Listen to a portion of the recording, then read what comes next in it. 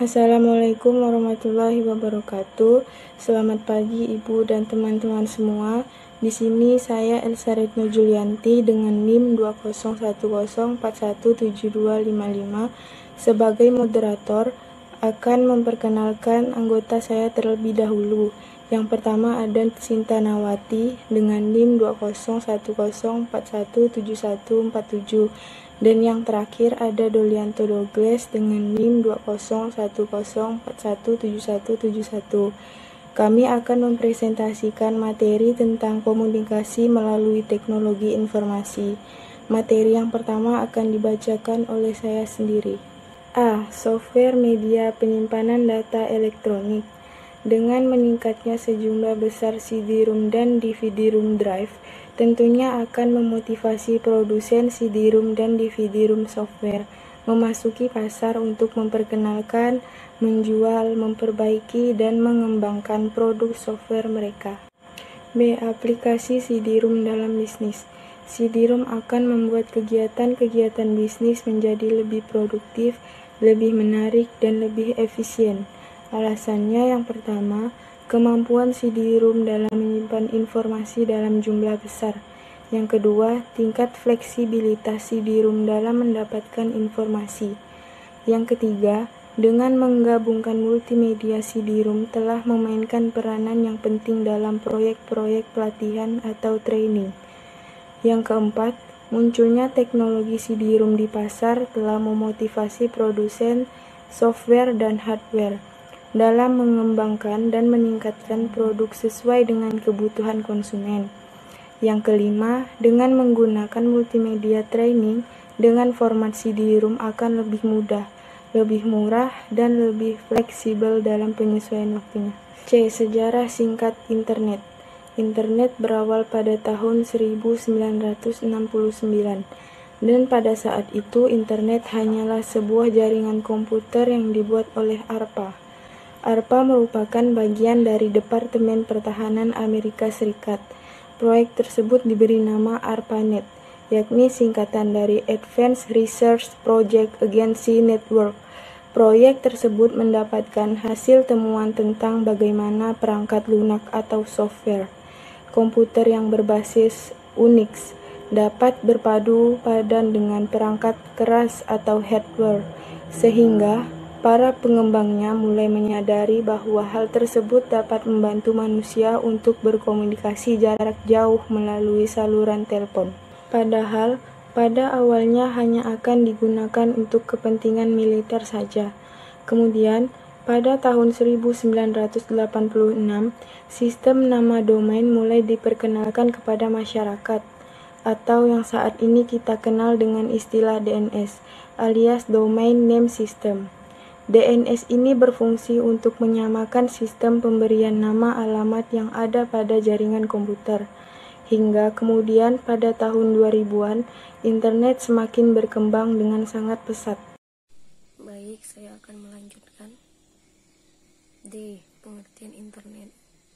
Internet adalah sebuah sistem komunikasi global yang menghubungkan komputer-komputer dan jaringan-jaringan komputer di seluruh dunia. Internet dapat diartikan sebagai jaringan komputer luas dan besar yang mendunia, yaitu menghubungkan pemakaian komputer dari suatu negara ke negara lain di seluruh dunia, di mana di dalamnya terdapat berbagai sumber daya informasi, dari mulai yang statis hingga yang dinamis dan interaktif. Fasilitas dalam internet. Beberapa fasilitas yang tersedia di internet antaranya 1. World Wide Web atau yang biasa disingkat WWW adalah sistem server internet yang mendukung aplikasi hypertext untuk mengakses beberapa protokol internet antarmuka. Hampir semua protokol yang ada di internet dapat diakses melalui web, termasuk email, FTP, telnet, dan user news. Email. Surat elektronik atau email adalah layanan yang memudahkan user komputer, baik lokal maupun non-lokal, untuk saling bertukar pesan, Setiap user email mempunyai kotak surat atau mailbox yang digunakan untuk menyimpan email yang ditunjukkan ke user tersebut. Pesan yang dikirim melalui email dapat diterima dalam hitungan detik. 3. Telnet. Telnet adalah suatu program untuk login ke komputer lain di internet sehingga dapat mengakses database online, katalog perpustakaan, layanan chatting, dan banyak lagi. Untuk telnet di komputer lain, perlu diketahui alamat komputer tersebut. FTP adalah singkatan dari File Transfer Protocol atau Protokol Transfer File. Mari kita uraikan tentang hal ini. Pada dasarnya, sebuah protokol merupakan seperangkat prosedur atau aturan yang memungkinkan perangkat elektronik untuk berkomunikasi satu sama lain. Mailing list adalah grup diskusi di internet di mana setiap orang bisa berlangganan atau berikut serta di dalamnya. Anggota milis dapat membaca surat dari orang lain dan kemudian mengirimkan balasannya. Ocean News adalah sistem diskusi di mana jutaan komputer saling bertukar informasi dalam banyak topik. Perbedaan utama antara user news dan mailing list adalah bahwa user message disimpan di komputer pusat atau server, dan user harus terhubung ke komputer tersebut untuk membaca dan mendownload pesan dikirim ke mailbox tiap-tiap anggota.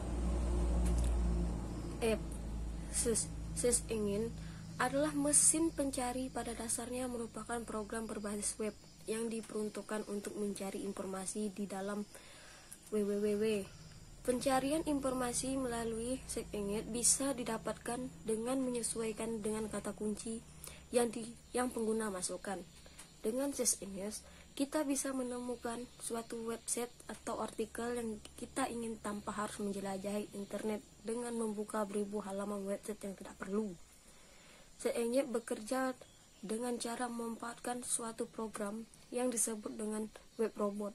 Program ini browser otomatis dengan metode tertentu menjelajahi web, mengumpulkan informasi tentang teks, judul halaman, dan isi dari dokumen yang ditemukan.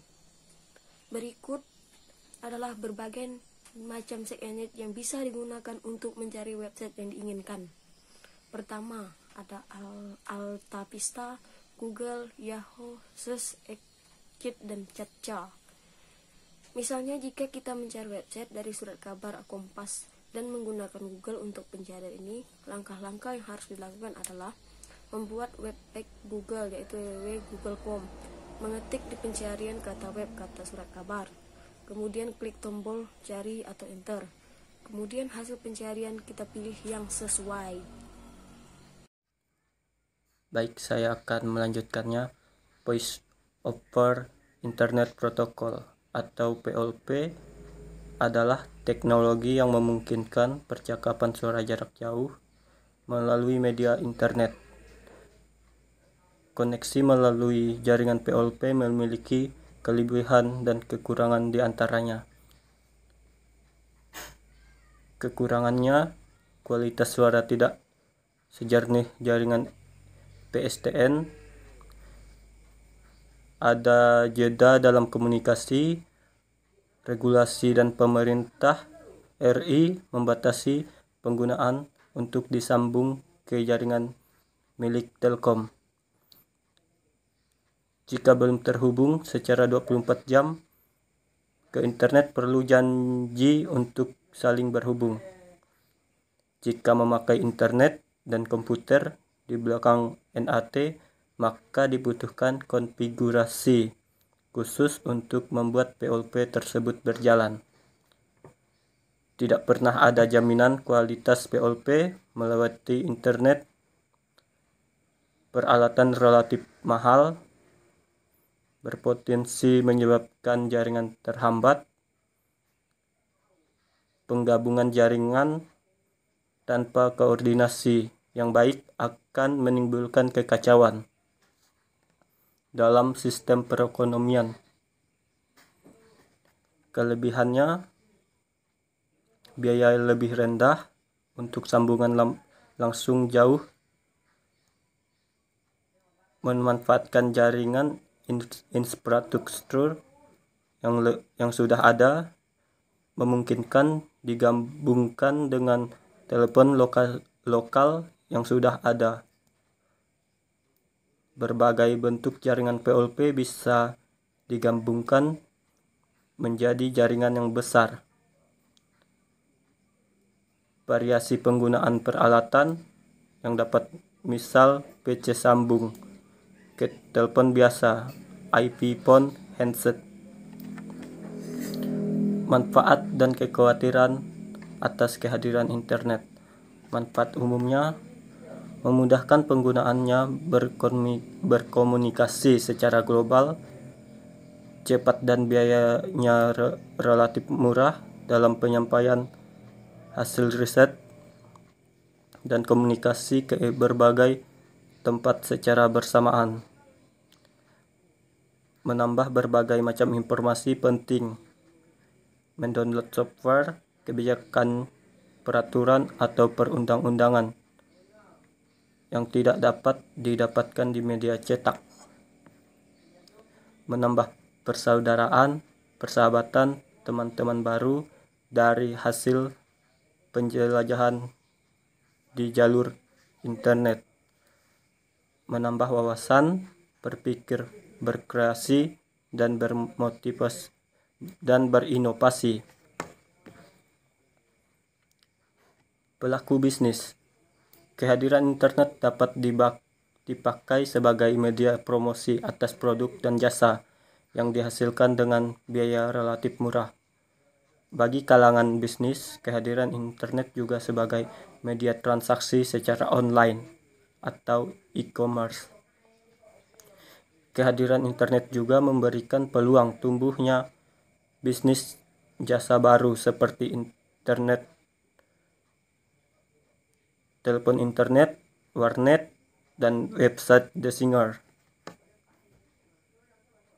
Dan juga memberikan kemampuan untuk melakukan kooperasi jarak jauh antara perusahaan induk dengan anak perusahaan yang berada di berbagai belahan dunia. Kekhawatiran internet. Menyebarnya berbagai paham ideologi atau pandangan yang tidak sesuai dengan paham atau ideologi yang dianut oleh suatu negara lewat internet. Pengguna yang masih di bawah umur dapat dengan mudah membuka dan mengakses alamat website yang tidak layak diakses oleh mereka. Pengguna yang iseng dapat mengacak-ngacak website orang atau lembaga lain yang mungkin berakibat fatal seperti rusaknya sistem operasi dan berdampak pada rusaknya seluruh sistem. Situs-situs jejaring sosial. Situs jejaring sosial atau social network adalah sebuah media online yang mengizinkan para pengguna untuk membuat profil atau informasi pribadinya sehingga dapat terhubung dengan orang lain.